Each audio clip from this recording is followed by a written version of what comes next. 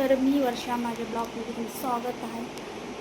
तर मी आज पहिल्यांदाच ब्लॉग बनवलेला आहे आणि सकाळी नाश्त्याला पोहे केलते. मला स्वयंपाक बनवायचा होता आणि त्या अगोदर पहिला मी ब्लॉग बनवला आणि ब्लॉग बनवल्याच्या नंतर बाकीचे कामं आवडले. बघू म्हणलं कसं आहे.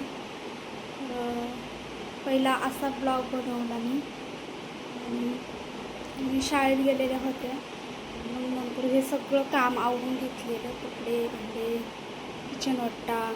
आज सकाळी स्वयंपाक नव्हता केला, नाश्त्यासाठी पोहे बनवलेले आणि मग दुपारी मी स्वयंपाक बनवायला घेतला.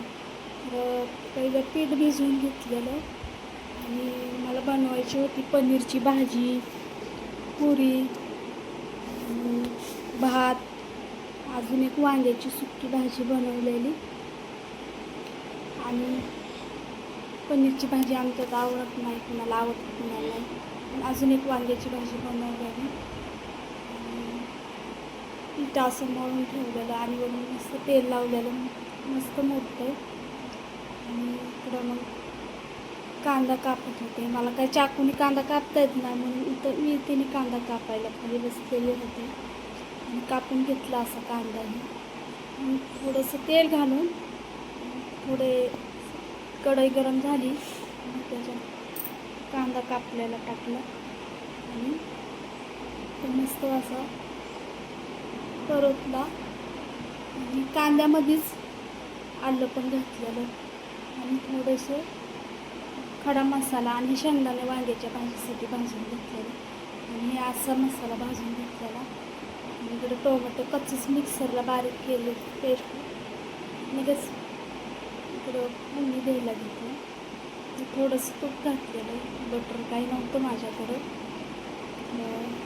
पहिला असं मस्त टोमॅटो भाजून घेतलेला आणि तो बाकीचा मसाला आणि भाजी छान होती खायला टेस्ट. मी अशी बनवते, तुम्ही कशी बनवताय मला कमेंटमध्ये सांगा. आणि पनीरला नाही इकडं थोडीशी हळद मीठ लावून इकडं ठेवलं होतं आणि इकडं तव्यात भाजून घेतलं. हळद मीठ लावलं ना पनीर मस्त भाजतो आणि तेलात परतलं इकडं मस्त परतलं की इकडं भाज्यात घातलेलं ते भाजी थोडीशी कोथिंबीर पण तेलातच भाजून घेतलेली मसाल्यामध्ये तळलेलं पनीर त्याच्यात टाकलेलं. मग आजची रेसिपी पण कशी वाटली आणि हा पहिला ब्लॉग पण कसा वाटला आणि इकडे पुऱ्या पण म्हणजे आवडलं तर लाईक करा जा आणि सबस्क्राईब करायला मात्र विसरू नका. सबस्क्राईब करा. आणि इकडं आमरस पण बनवायला घेतलेला आणि मस्त आमरस. आणि इकडं बघा जेवायला ताट कसं सजवलेलं, मस्त पुरी भात वांग्याची भाजी.